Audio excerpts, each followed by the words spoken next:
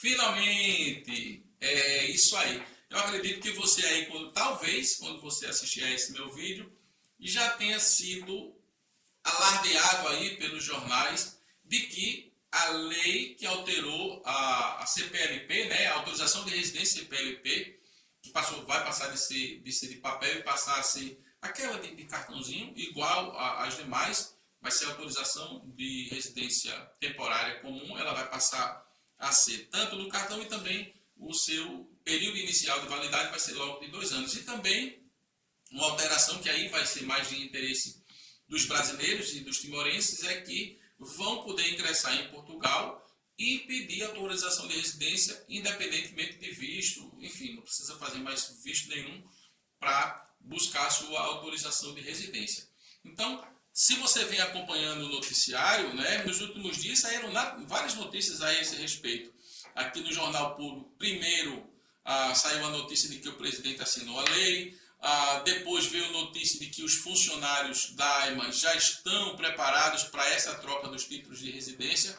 Aqui eu vou abrir um parêntese rápido, que segundo essa matéria que eu não vou ler para vocês, mas enfim, segundo essa matéria, os funcionários tiveram um dia inteiro de treinamento, né? Todos os funcionários que estão aí nesse sistema de missão em Portugal, esse sistema de missão tem um prazo aí até curto para acabar, mas como eles já atenderam a maioria daquelas pessoas que fizeram manifestação de interesse, não é? Então eles já fizeram o treinamento, inclusive eles acreditavam, segundo a fonte do jornalista, mas que não quis se identificar, eles já acreditavam que o presidente iria assinar essa lei desde o dia 3 de fevereiro. Portanto, já estão preparados. Resta saber se depois de atendidas essas pessoas que já têm autorização de residência CPLP, que vão buscar a sua troca para a autorização normal, a de cartão, se o Estado vai conseguir entregar esses cartões num curto espaço de tempo, tendo em vista que essas pessoas que já fizeram a sua autorização de residência, que eram da manifestação de interesse, que foram convocados, o governo também está nesse momento naquele período de transição, né, convocando aquelas pessoas que ficaram no período de transição, ali depois que teve a extinção da possibilidade de manifestação de interesse. Então tem aí 3 frentes de trabalho, se a gente for poder olhar direitinho. Tem em relação àquelas pessoas que fizeram manifestação de interesse e que foram chamadas para o sistema de missão. Tem outras pessoas agora que já foi criado o portal para o regime de transição, e será agora também que aí as pessoas esperam, acreditam que com a publicação da lei, aquele cadeadozinho, vou até mostrar para vocês aqui, ó, que é esse de não ter um visto consular, que esse cadeado seja aberto, e a partir daí, por essa alteração da lei, as pessoas, os brasileiros timorenses que ingressarem em Portugal, vão utilizar aqui desse cadeado. Qual é o grande problema nessa questão? É que esse cadeado já está há muito tempo e muitas pessoas dizem, depende da regulamentação. E alguns advogados dizem que não depende da regulamentação para que esse cadeadozinho seja aberto. Bom, se você for parar para pensar, se ficar a depender de uma regulamentação, isso pode durar anos, não é verdade? Então, eu busquei fazer uma análise um pouco mais profunda da legislação para colocar para vocês uma opinião técnico-jurídica, e aí o nome do meu canal aqui é Voa, mas Vou Legal. Então, só pelo nome você já sabe que eu de forma nenhuma incentivo que qualquer pessoa venha para Portugal ou migre para qualquer país que for de forma ilegal. Ela tem que ir de acordo com o que diz a lei. Ou seja, se exige visto, que vá com visto. Se é permitido ir com dispensa de visto, que utilize também do que está na lei. E nesse ponto, também eu tenho que fazer um alerta, que sabe aquelas coisas de Instagram, de expectativa versus realidade? Pronto, aqui em Portugal é mais ou menos isso. Você tem a expectativa de que uma documentação vai sair rápido ou que a estrutura vai, por exemplo, a própria manifestação de interesse, ela vai correr bem e as pessoas conseguem se regularizar rápido, como foi a questão mesmo da CPLP, da autorização de residência CPLP, de que inicialmente se dizia que as pessoas iriam poder viajar pela Europa toda sem problema nenhum. Isso era a expectativa, mas a realidade foi que pessoas, inclusive, foram deportadas. Então, eu quero fazer essa alerta. Por quê? Porque eu vou fazer análise técnico-jurídica Entretanto, vocês também, eu peço até que comentem aqui embaixo depois e coloquem aí as opiniões de vocês a respeito daquilo que eu vou dizer, porque a minha opinião a respeito se poderá já, a partir da publicação, ou seja, a partir de amanhã, de um dia depois da publicação, ou seja, a partir de amanhã, que já é quando entra em vigor essa alteração da lei, se os brasileiros e timorenses já vão poder vir para Portugal com dispensa de visto e aqui pedir autorização de residência. Então, a minha opinião é a seguinte. Bom, peraí, vamos ler aqui para eu não dizer uma coisa sem ter um embasamento legal. Então, vamos lá.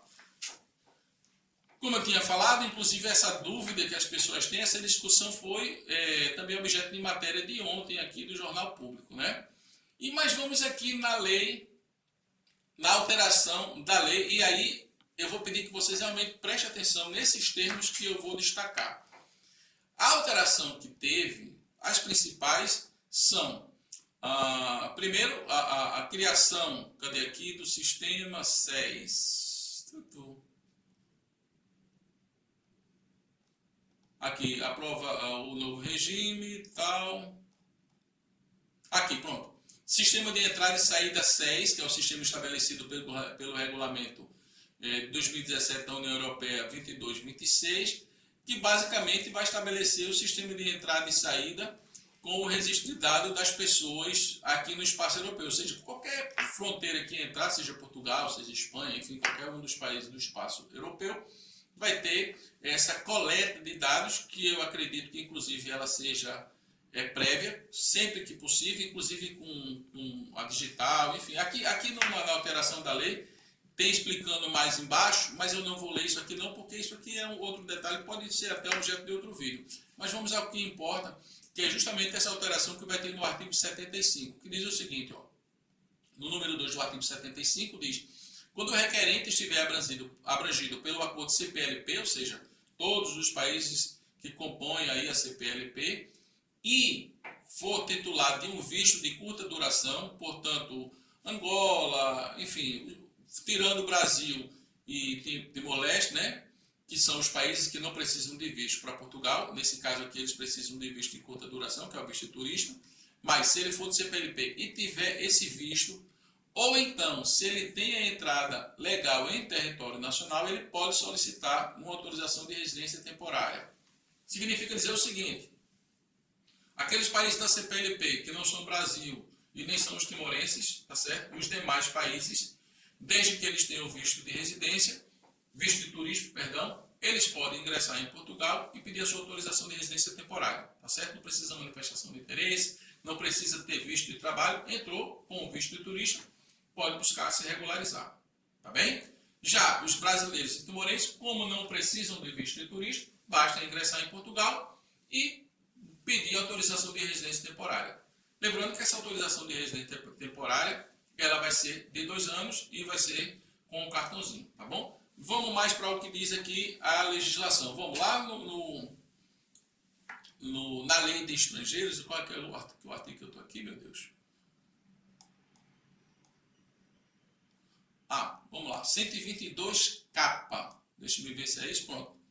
Eu lembro do 122 capa porque o 122 capa ele é muito utilizado para aquelas pessoas que querem fazer autorização de residência com dispensa de visto, e esse que é a coisa que é importante aqui, mas não porque seja o capa, tá? Porque no artigo 122 ele diz expressamente quais são as possibilidades de autorização de residência com dispensa de visto, né? E aí vem esse caso que eu falei específico, que é para os pais de crianças que sejam portuguesas ou que já estejam em escola, né, a partir de determinada idade, e que eles sejam os representantes, enfim, eles podem se regularizar com dispensa de visto através dos filhos, como ficou de forma bastante comum de se dizer, mas tem várias outras situações, ó, que tenham cumprido serviço militar efetivo nas Forças Armadas Portuguesas, enfim, várias situações. Mas o que importa aqui é autorização de residência com dispensa de visto, tá?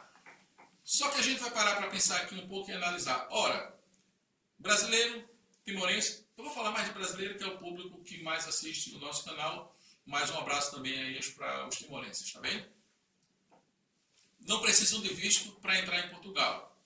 A lei diz, conforme está bem específico aqui, lá no seu artigo 75, pode solicitar uma autorização de residência temporária autorização de residência temporária. Ora, essa autorização de residência para essas pessoas precisa de visto? Não, se eles não precisam de visto para entrar, portanto, essa vai ser uma autorização de residência, na prática, com dispensa de visto. Então, no que pese não estejam elencadas ali no artigo 122, elas podem ser consideradas autorização de residência com dispensa de visto. Até porque, se você for parar para pensar também, artigo 88, artigo 89, artigo 90A, artigo 91, 122, 123, são todas situações em que se pode conceder autorização de residência com dispensa de visto. Não é? A pessoa vai buscar um trabalho, e se é brasileiro, ele pode se regularizar, vamos lá, artigo 88, 89, abrir empresa, enfim, vai ser uma autorização de residência com dispensa de visto. Mas vamos voltar aqui porque tem mais coisa, tá bem? Condições gerais para autorização de residência temporária. Então, o que vai ser concedido lá pela autorização da lei é a autorização de residência temporária, conforme nós já analisamos, tendo em vista que não precisa de visto e que pode solicitar essa autorização de residência temporária. Quais são as condições gerais para ter essa autorização de residência temporária? A Lei de Estrangeiros, a 23 de 2007, ela já diz quais são essas condições, elas estão aqui no artigo 77. Obviamente que eu não vou ler para não tomar muito tempo do vídeo, mas o fato é que já tem aqui as condições gerais para que a pessoa possa fazer o seu pedido de autorização de residência. A grande questão aqui está em a AIMA, né? Na verdade, aqui, se você olhar para aqui, ó, o domínio ainda é do cef.pt, mas a AIMA criou essa página para que aquelas pessoas que não têm visto consular, ou seja, que são dispensados de visto, pudessem se regularizar a partir daqui. Mas tem 2 anos que isso aqui está brevemente disponível. Aqui, para quem tem visto consular, isso, muitas pessoas da CPLP têm utilizado aqui também já tem utilizado esse link aqui, tá? Acessa por aqui, vem como turista, deixa eu acessar aqui, ó. Vou botar aqui nem como fazer. Aqui, ó, vai fazer a sua inscrição e tudo mais, e depois de inscrito, vai preencher um formulário e aí vai apresentar lá um comprovante de endereço e tudo mais. Na mesma semana as pessoas estão se regularizando por aqui. Isso não é divulgado, mas é o que está acontecendo, tá bem? Ou pessoas que têm uma manifestação de interesse. Esse botão aqui já não faz nem sentido. Só que tem uma coisa. Quando eu vim para Portugal, eu vim em 2018, e a manifestação de interesse, que eu acabei de mostrar, na verdade ela foi introduzida na Lei de Estrangeiros ali em 2017. E eu lembro bem que quando eu cheguei aqui e eu fiz o meu telefonema para o antigo CEF, para poder agendar, ali primeiro tinham me informado que eu tinha que ir no site do CEF, mas ali tinha para eu fazer o pedido de agendamento. Tá? E eu fui, preenchi tudo direitinho pelo site. Depois eu tive a informação que na verdade ali era para quem já tinha autorização de residência, isso para fazer pelo site, e queria renovar.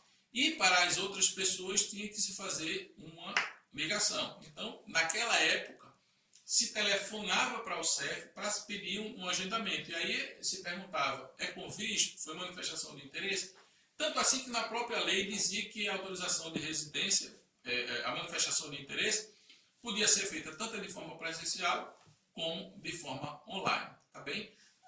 Foram acontecendo as modificações, criando portais, o que é muito bom, porque agiliza bastante. Mas o fato é que, não necessariamente, entendo assim, tenha que se utilizar dessa chave. Por quê?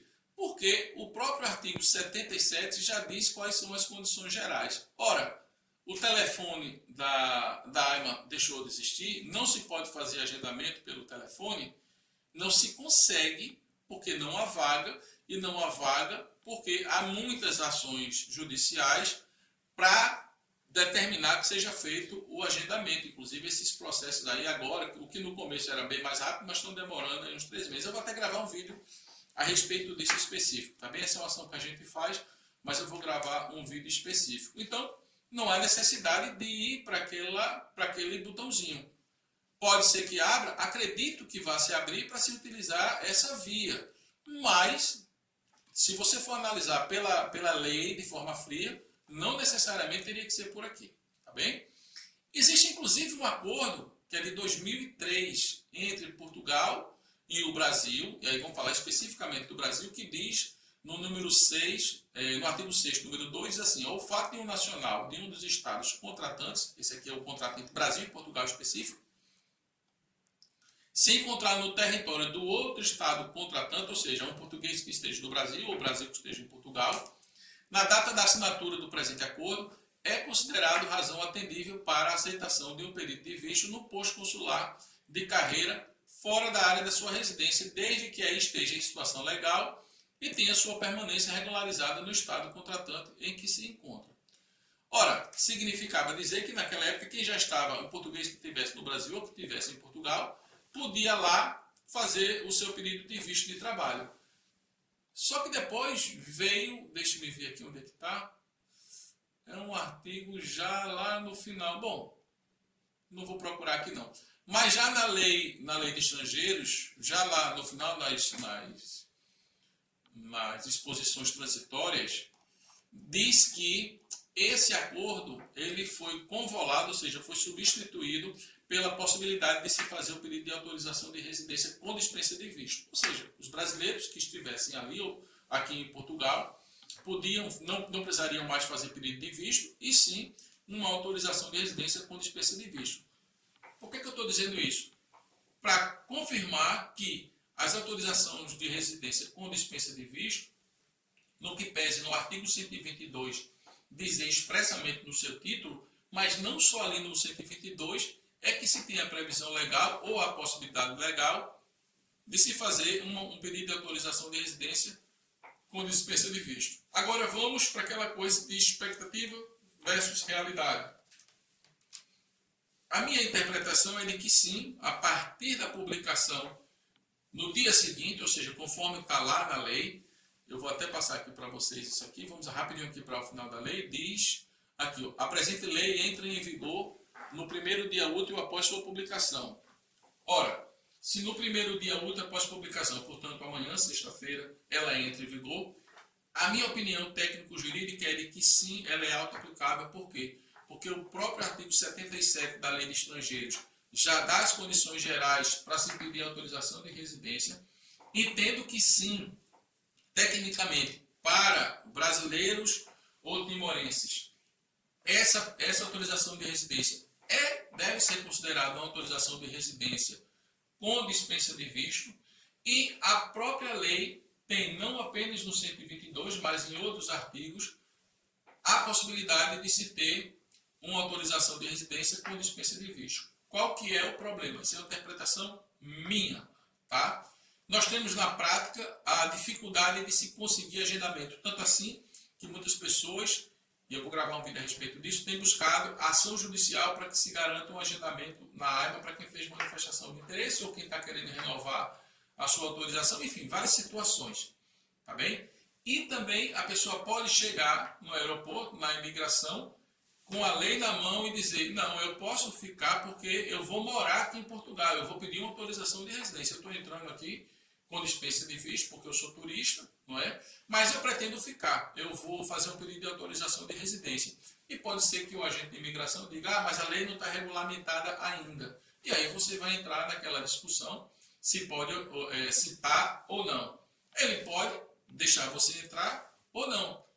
Tem um detalhe aí, e aí já é mais coisa realmente para se analisar, da questão da reciprocidade entre os países. Se ele barrar de um lado, o Brasil começar a barrar do outro, enfim.